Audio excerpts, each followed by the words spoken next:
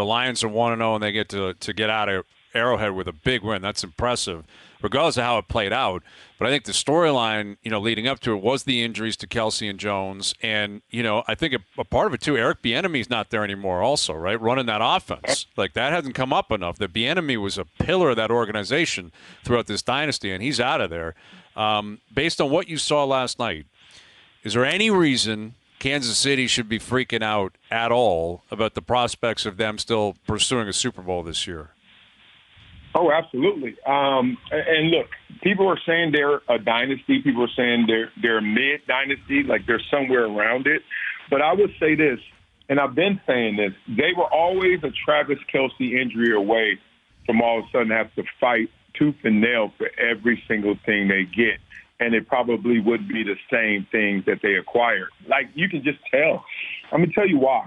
And that's where they are right now. They're a Travis Kelce injury away from now being in a dogfight with Detroit. That's not a non-playoff team from last year who may be a playoff team this year. The game of football comes down to so few possessions, so few moments. It's almost funny. Like how you watch an NBA game and you're like, oh, they're up 15. And you're like, check in 5 minutes. They'll be tied or up. The other team will catch up. Football comes down to, if you look at most of the scores, one possession or fewer. It's just like 7 points or fewer. It's just always a moment here, a play there. And yesterday was a pick six. Yesterday was a Travis Kelce catch away from, like, getting a first down, keeping a drive alive, a few drops.